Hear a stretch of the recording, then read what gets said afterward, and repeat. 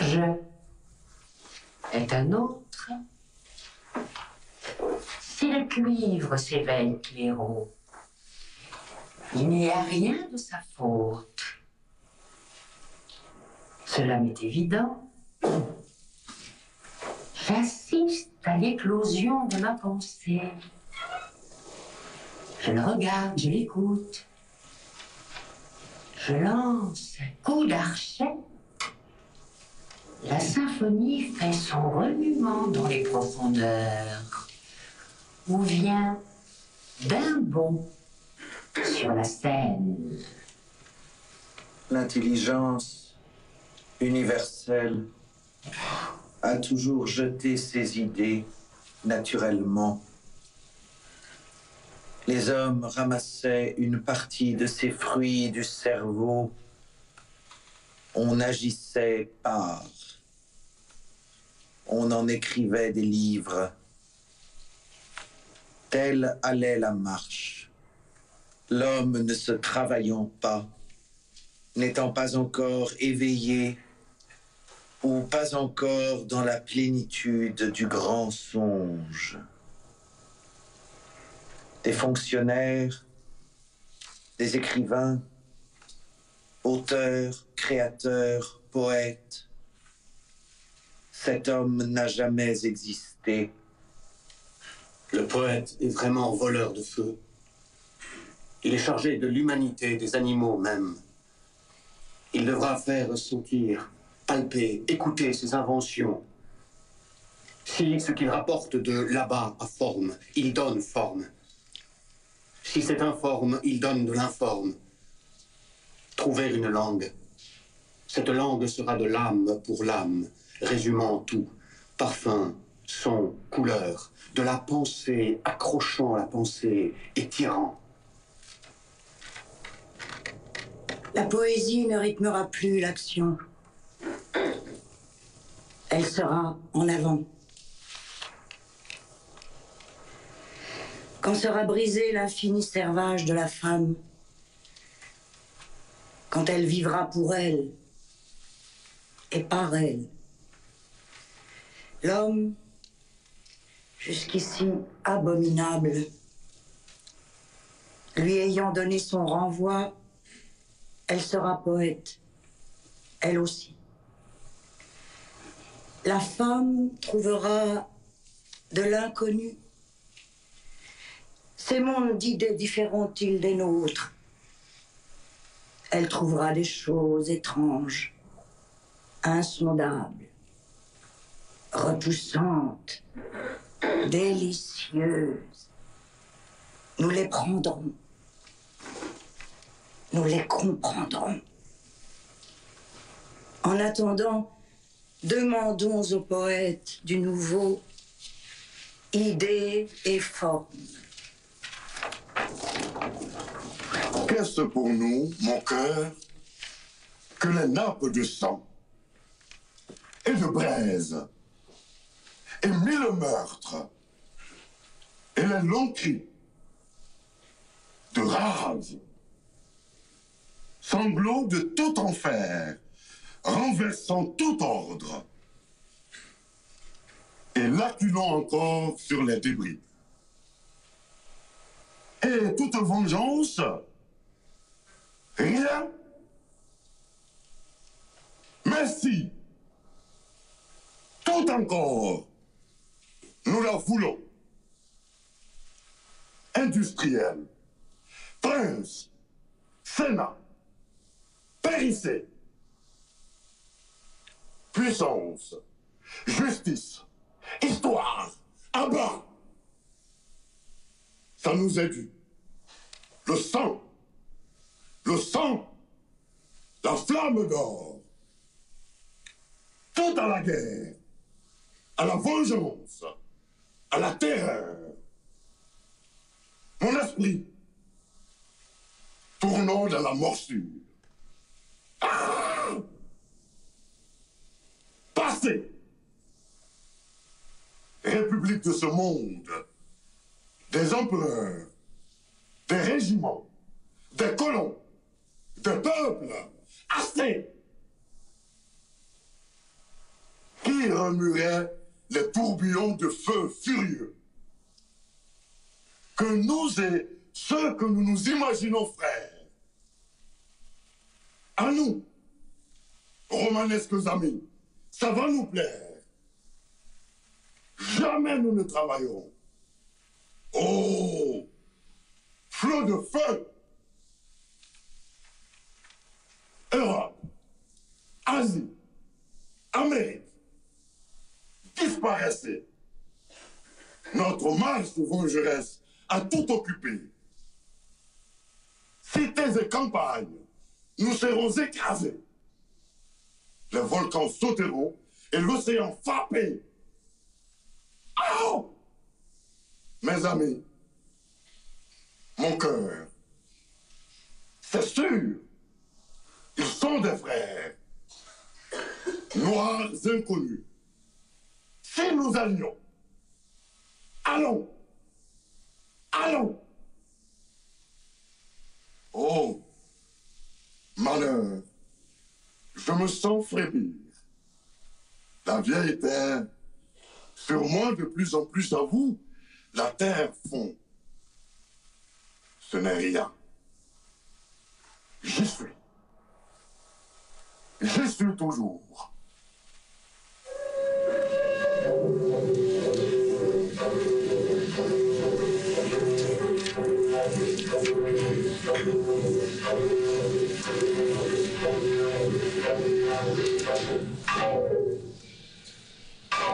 Larmes. Loin des oiseaux, des troupeaux, des villageoises, je buvais, accroupi dans quelques bruyères entourées de tendres bois de noisetiers, par un brouillard d'après-midi, tiède et vert. Que pouvais-je boire dans cette jeune oise? Ormeaux sans voix, gazon sans fleurs, ciel couvert. Que tirais-je à la gourde de Colocasse? Quelques liqueurs d'or, fade et qui fait suer. Telle j'eusse été mauvaise enseigne d'auberge. Puis l'orage changea le ciel jusqu'au soir. Ce furent des pays noirs, des lacs, des perches, des colonnades sous la nuit bleue, des gares. L'eau des bois se perdait sous des sables vierges. Le vent du ciel jetait des glaçons aux mares. Or, tel qu'un pêcheur d'or ou de coquillages, dire que je n'ai pas eu souci de boire. La rivière de Cassis se roule, ignorée, en des veaux étranges. La voix de son corbeau l'accompagne, vraie et bonne voix d'ange, avec les grands mouvements des sapinets, quand plusieurs vents plongent. Tout roule avec des mystères révoltants, de campagnes d'anciens temps, de donjons visités, de parcs importants.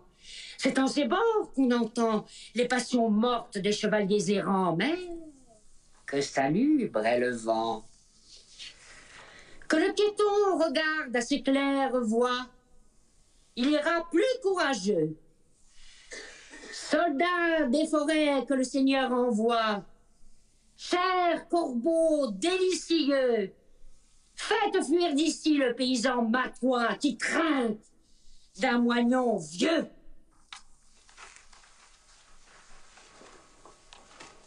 Lettre de juin 1872 à Ernest Delahaye. Armerde, juin 72. Mon ami, oui. Surprenante est l'existence dans le cosmorama ardent. La province, où on se nourrit de farineuses et de boue, où l'on boit du vin du cru et de la bière du pays, Ce n'est pas ce que je regrette. Aussi, tu as raison de la dénoncer sans cesse. Mais ce lieu-ci, distillation, composition, toute étroitesse, et l'été accablant.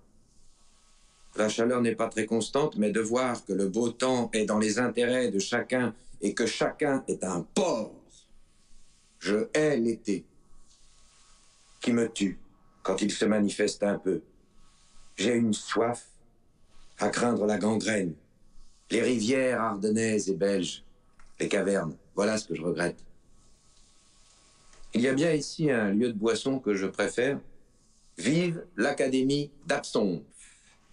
Malgré la mauvaise volonté des garçons, c'est le plus délicat et le plus tremblant des habits que l'ivresse par la vertu de cette sauge de glacier et l'absinthe. Mais pour après se coucher dans la merde. Maintenant, c'est la nuit que je travince. De minuit à 5 heures du matin. Le mois passé, ma chambre, rue Monsieur-le-Prince, donnait sur un jardin du lycée Saint-Louis.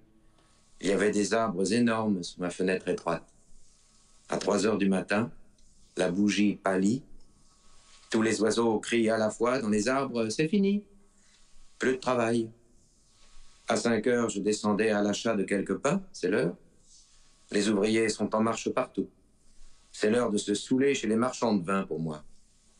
Je rentrais manger et me couchais à 7 heures du matin quand le soleil faisait sortir les cloportes de dessous les tuiles.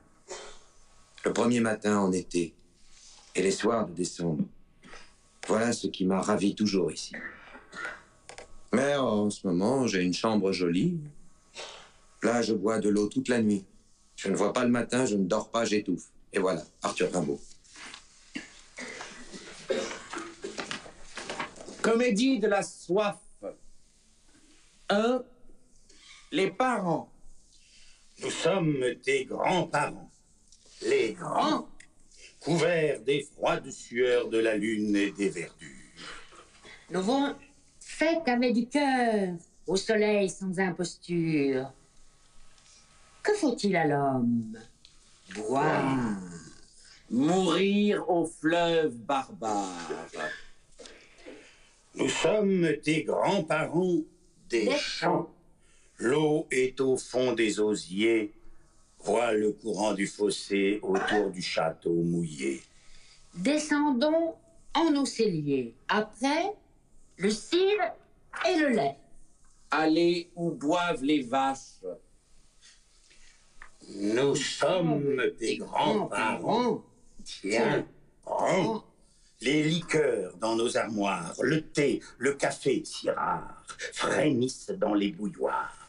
Vois les images et les fleurs. Nous rentrons du cimetière.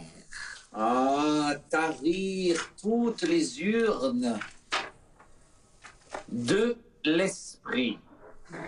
Éternelles ondines, divisez l'eau fine. Vénus, sœur de l'azur, émeut le flot pur. Juifs errants de Norvège, dites-moi la neige. Anciens exilés chers, dites-moi la mer. Non, plus ces boissons pures, ces fleurs d'eau pour verre, les gens de ni figure ne me désaltèrent. Chansonnier, ta filleule, c'est ma soif si folle, hydre intime sans gueule, qui mine et désole. 3, les amis. Viens, les vins sont aux plages, et les flots par millions. Vois le bitter sauvage rouler du haut des monts. Gagnons, pèlerins sages, l'absinthe au verre pillé. Plus ces paysages.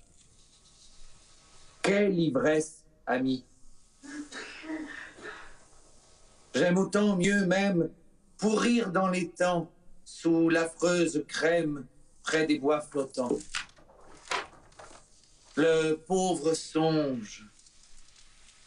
Peut-être un soir m'attend où je boirai tranquille en quelque vieille ville où mourrai plus content puisque je suis patient. Si mon mal se résigne, si j'ai jamais quelque or, Choisirais-je le nord ou le pays des vignes? Ah, songer est indigne. Puisque c'est pure perte, et si je redeviens le voyageur ancien, jamais l'auberge verte ne peut bien m'être ouverte. Conclusion? Les pigeons qui tremblent dans la prairie, le gibier qui court et qui voit la nuit, les bêtes des eaux, la bête asservie, les derniers papillons ont soif aussi. Mais fondre où fond ce nuage sans guide? Oh, favoriser de ce qui est frais, expirer en ces violettes humides dont les aurores chargent ces forêts.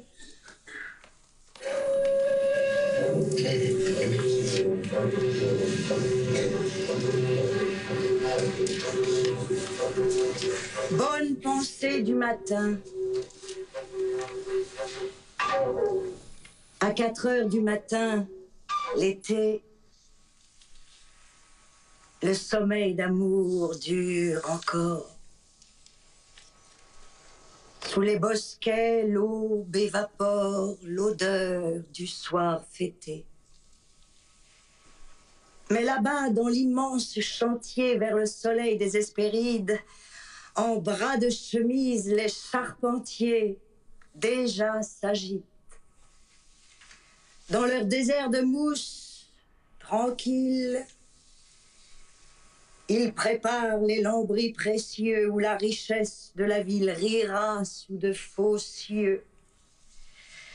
Ah, pour ces ouvriers charmants, sujets d'un roi de Babylone, Vénus laisse un peu les amants dont l'âme est en couronne.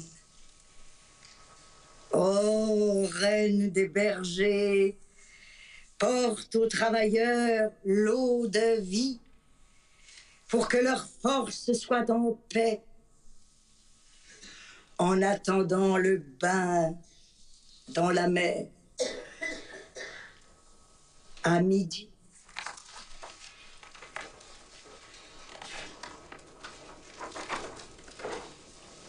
Fête de la patience. 1. Bannière de mai. 2. Chansons de la plus haute tour. 3. Éternité. 4. Âge d'or. Aux branches claires des tilleuls meurt un maladif à la lie. Mais des chansons spirituelles voltigent parmi les groseilles. Que notre sang rit en nos veines. Voici s'enchevêtrer les vignes, le ciel est joli comme un ange, l'azur et l'onde communient. Je sors. Si un rayon me blesse, je succomberai sur la mousse. Compassion et qu'on s'ennuie, c'est trop simple. Fille de mes peines, je veux que l'été dramatique me lie à son char de fortune. Que par toi, beaucoup, ô nature, à moins seul et moins nul, je meurs. Au lieu que les bergers, c'est drôle, meurent à peu près par le monde. Je veux bien que les saisons musent. À toi, nature, je me rends. Et ma faim, et toute ma soif. Et s'il te plaît, nourris. Abreuve. Rien de rien ne m'illusionne. C'est rire aux parents qu'au soleil. Mais moi, je ne veux rire à rien. Et libre soit cette infortune. Oisive jeunesse a tout à servir. Par délicatesse, j'ai perdu ma vie. Ah, que le temps vienne où les cœurs s'éprennent. Je me suis dit, laisse, et qu'on ne te voie, et sans la promesse de plus haute joie, que rien ne t'arrête, auguste retraite. J'ai tant fait patience qu'à jamais j'oublie. Craintes et souffrances aux cieux sont parties, et la soif malsaine obscurcit mes veines. Ainsi la prairie, à l'oubli livré, grandit et fleurit, dansant et givré, au bourdon farouche de sang, sale mouche. Ah, 1000 veuvages de la si pauvre âme, qui n'a que l'image de la Notre-Dame. Est-ce que l'on prie La Vierge Marie, oisive jeunesse tout asservie, par délicatesse j'ai perdu ma vie. Ah, que le temps vienne où les cœurs s'éprennent. Elle est retrouvée, Quoi? l'éternité. C'est la mer allée avec le soleil. Âme sentinelle, murmurons l'aveu de la nuit si nulle et du jour en feu. Des humains suffrages, des communs élans, là tu te dégages et voles selon. Puisque de vous seul, braise de satin, le devoir s'exhale sans qu'on dise enfin. Là, pas d'espérance, nulle lauriéture, science avec patience, le supplice est sûr. Elle est retrouvée. Quoi? L'éternité. C'est la mer allée avec le soleil. Quelqu'une des voix toujours angéliques, il s'agit de moi. Vertement s'explique. Ces 1000 questions qui se ramifient, n'amènent au fond qu'ivresse et folie. Reconnais ce tour, si gai, si facile. Ce n'est qu'onde, flore, et c'est ta famille. Puis elle chante, oh si gai, si facile, et visible à l'œil nu. Je chante avec elle. Reconnais ce tour, si gai, si facile. Ce n'est qu'onde, flore, et c'est ta famille, etc. Et puis une voix. Est-elle angélique? Il s'agit de moi. Vertement s'explique. Et chante à l'instant, en sœur des haleines, d'un ton allemand, mais ardente et pleine. Le monde est vicieux. Si cela t'étonne, vis et laisse au feu l'obscure infortune. Ô joli château, que ta vie éclaire. De quel âge es-tu, nature princière de notre grand frère, etc. Je chante aussi, moi, multiples sœurs, voix pas du tout publique. Environnez-moi de gloire pudique, etc.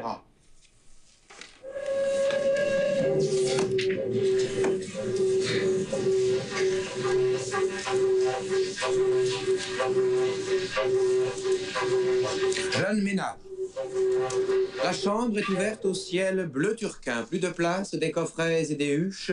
Dehors, le mur est plein d'aristoloches où vibrent les gencives des lutins. Que ce sont bien intrigues de génie, cette dépense et ce désordre vain. C'est la fée africaine qui fournit la mûre et les résilles dans les coins. Plusieurs entrent, marraines mécontentes, en pan de lumière dans les buffets, puis y reste, le ménage s'absente, peu sérieusement, et rien ne se fait. Le marié a le vent qui le floue pendant son absence ici, tout le temps. Même des esprits des eaux, malfaisants, entrent vaguer aux sphères de l'alcôve. La nuit, l'ami, oh, la lune de miel, cueillera leur sourire et remplira de 1000 bandeaux de cuivre le ciel. Puis ils auront affaire au malin rat. S'il n'arrive pas, ce feu follet blême, comme un coup de fusil après des vêpres. Ô spectres saints et blancs de Bethléem, charmez plutôt le bleu de leurs fenêtres.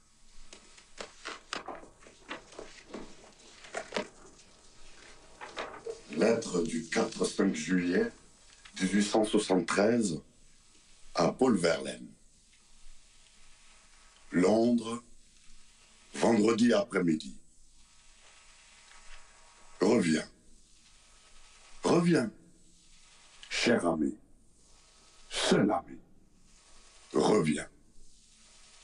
Je te jure que je serai bon. Si j'étais maussade avec toi, c'est une plaisanterie où je me suis entêté. Et je m'en repens plus qu'on ne peut dire. Reviens. Ce sera bien oublié. Quel malheur que tu aies cru à cette plaisanterie. Voilà 2 jours que je ne cesse de pleurer. Reviens. Sois courageux, cher ami. Rien n'a perdu.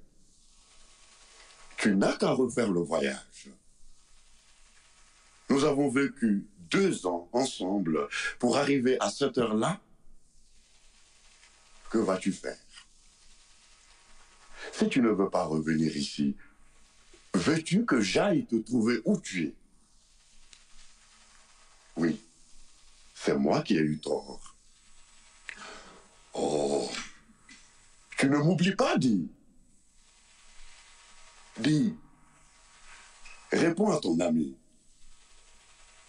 Est-ce que nous ne devons plus vivre ensemble? Sois courageux.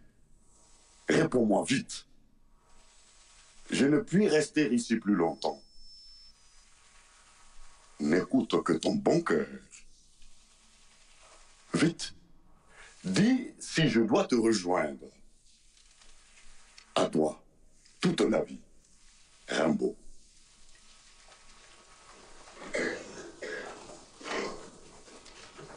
Bruxelles. Boulevard du Régent. Juillet. Plate-bande d'Amarante jusqu'à l'agréable palais de Jupiter. Je sais que c'est toi qui dans ces lieux mêle ton bleu presque de star. Puis, comme rose et sapin du soleil et liane ont ici leurs jeux enclos, cage de la petite veuve. Quelle troupe d'oiseaux, oh yayo, yayo. Calme maison, ancienne passion. Kiosque de la folle par affection. Après les fesses des rosiers, balcon ombreux et très bas de la Juliette. La Juliette, ça rappelle l'Henriette. Charmante station du chemin de fer, au cœur d'un mont, comme du fond d'un verger, où 1000 diables bleus dansent dans l'air. Banc vert, où chante au paradis d'orage, sur la guitare, la blanche irlandaise, puis de la salle à manger guyanaise, bavardage des enfants et des cages. Fenêtre du duc, qui fait que je pense au poison des escargots et du buis qui dort ici-bas au soleil. Et puis, c'est trop beau, trop. Gardons notre silence. Boulevard sans mouvement ni commerce, muet, tout drame et toute comédie, réunion des scènes infinies, je te connais et t'admire en silence. Est-elle Almée? Aux premières heures bleues, se détruira-t-elle comme les fleurs feu? Devant la splendide étendue où l'on sente souffler la ville énormément florissante. C'est trop beau. C'est trop beau, mais c'est nécessaire. Pour la pêcheuse et la chanson du corsaire, et aussi puisque les derniers masques crurent, encore aux fêtes de nuit, sur la mer pure.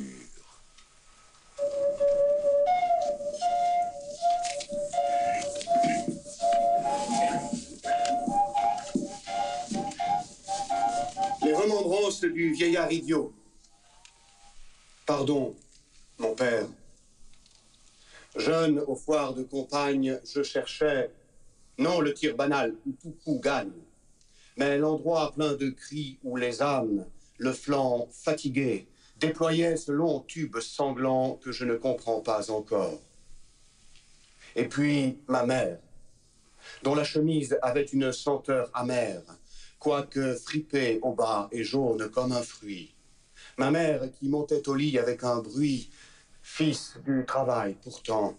Ma mère, avec sa cuisse de femme mûre, avec ses reins très gros où plisse le linge, me donna ces chaleurs que l'on tait. Une honte plus crue et plus calme. C'était quand ma petite sœur, au retour de la classe, ayant usé longtemps ses sabots sur la glace, pissait et regardait s'échapper de sa lèvre d'en bas serré et rose, un fil d'urine mièvre. Oh, pardon. Je songeais à mon père parfois.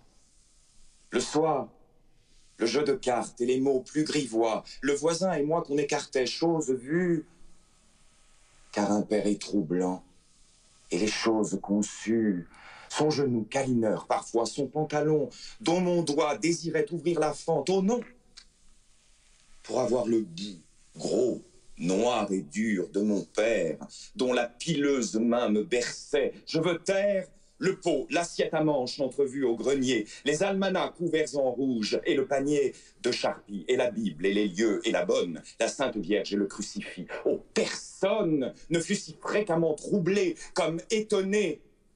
Et maintenant que le pardon me soit donné, puisque les sens infects m'ont mis de leurs victimes, je me confesse de l'aveu des jeunes crimes. Puis, qu'il me soit permis de parler au Seigneur. Pourquoi la puberté tardive et le malheur du gland tenace et trop consulté? Pourquoi l'ombre, si lente au bas du ventre? Et cette horreur sans nombre, comblant toujours la joie, ainsi qu'un gravier noir? Moi, j'ai toujours été stupéfait. Quoi savoir? Pardonnez. Reprenez la chancelière bleue, mon père. Oh, cette enfance! Et tirons-nous la queue.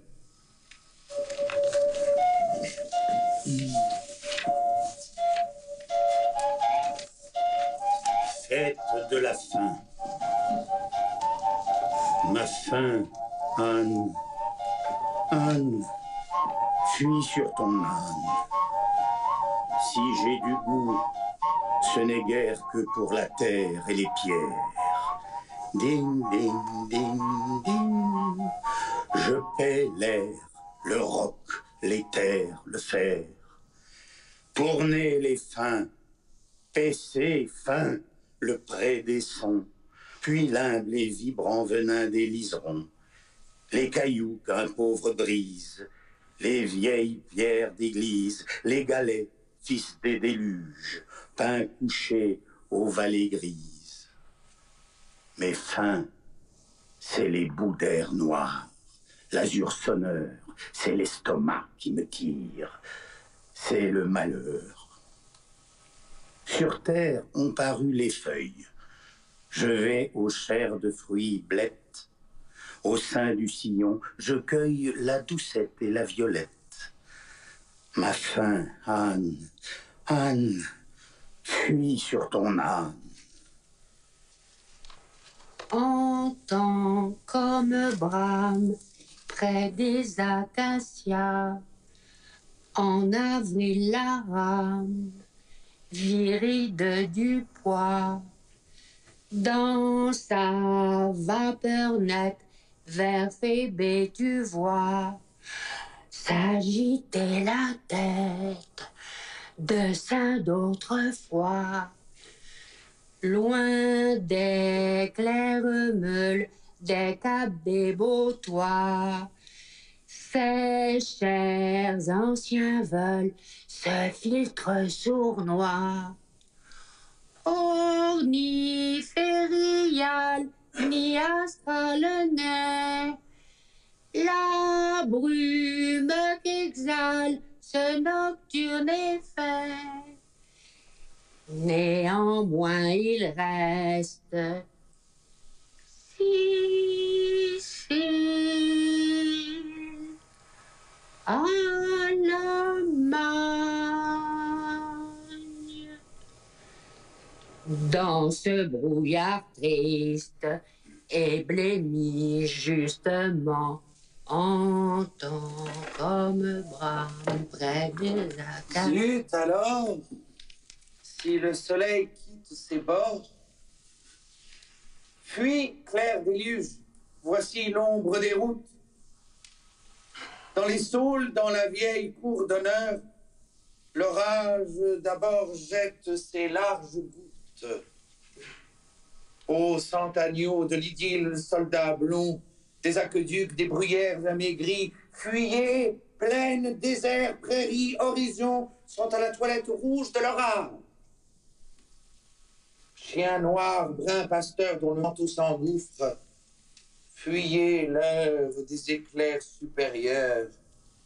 Blond troupeau, quand voici nager ombre et souffre, tâchez de descendre à des retraits meilleurs. Mais moi, Seigneur, voici que mon esprit vole. Après les cieux glacés de rouge, sous les nuages célestes qui courent et volent, sur 100 solognes longues comme un railway. Voilà 1000 loups, 1000 graines sauvages, qu'emporte non sans aimer les liserons cette religieuse après-midi d'orage sur l'Europe ancienne où 100 hordes iront. Après le clair de lune, partout la lande, rougissant leurs fronts aux cieux noirs, les guerriers, chevauchant lentement leurs pâles coursiers, les cailloux sonnent sous cette pierre bande. Et verrai-je le bois jaune et le val clair, l'épouse aux yeux bleus, l'homme au front rouge, ô Gaulle, et le blanc agneau pascal à leurs pieds chers, Michel et Christine, et Christ. Fin de l'idylle.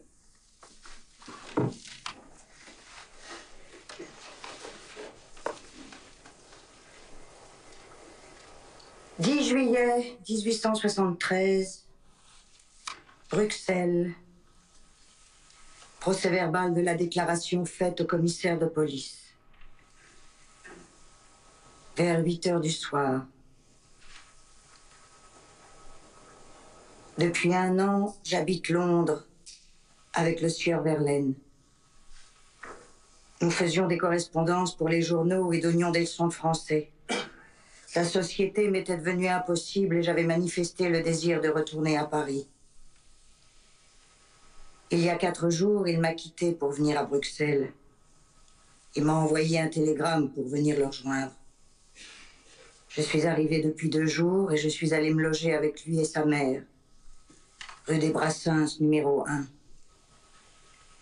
Je manifestais toujours le désir de retourner à Paris.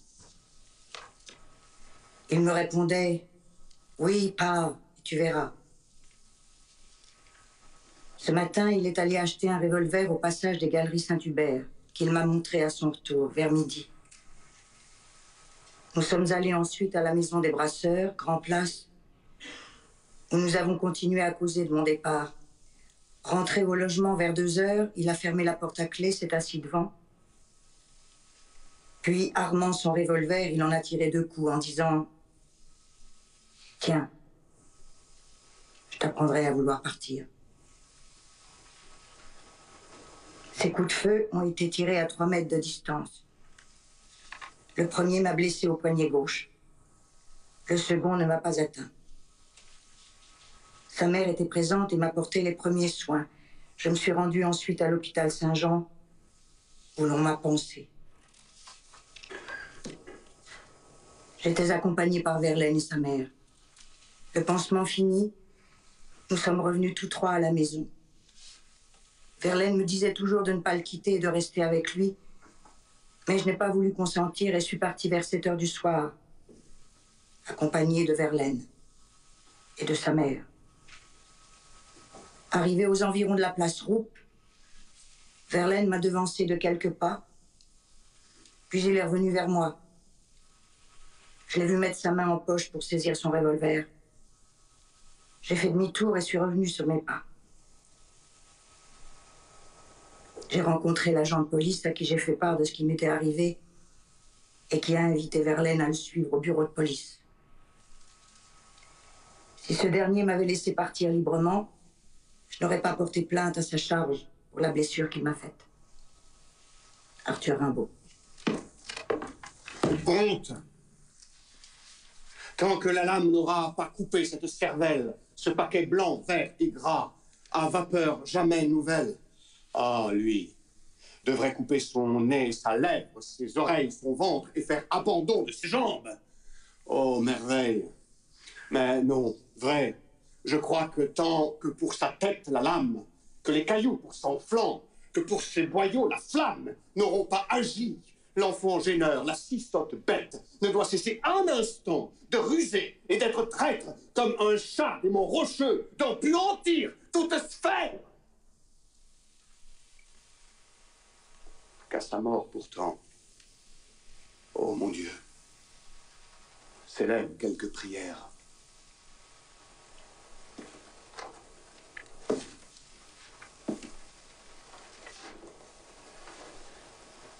Acte de désistement. J'ai sous-signé Arthur Rimbaud, 19 ans, homme de lettres, demeurant ordinairement à Charleville, Ardennes, France. Déclare, pour rendre hommage à la vérité, que le jeudi 10 courant, vers 2 heures, au moment où M. Paul Verlaine, dans la chambre de sa mère, a tiré sur moi un coup de revolver qui m'a blessé, légèrement au poignet gauche. M. Verlaine était dans un tel état d'ivresse qu'il n'avait point conscience de son action. Que je suis intimement persuadé qu'en achetant cette arme, M. Verlaine n'avait aucune intention hostile contre moi et qu'il n'y avait point de préméditation criminelle dans l'acte de fermer la porte à clé sur nous. Que la cause de l'ivresse de M. Verlaine tenait simplement à l'idée de ses contrariétés avec Mme Verlaine, sa femme. Je déclare en outre lui offrir volontiers et consentir à ma renonciation pure et simple à toute action criminelle, correctionnelle et civile, et me désiste dès aujourd'hui des bénéfices de toute poursuite qui serait ou pourrait être intentée par le ministère public contre M. Verlaine pour le fait dont il s'agit. Arthur Rimbaud, samedi 19 juillet 1873.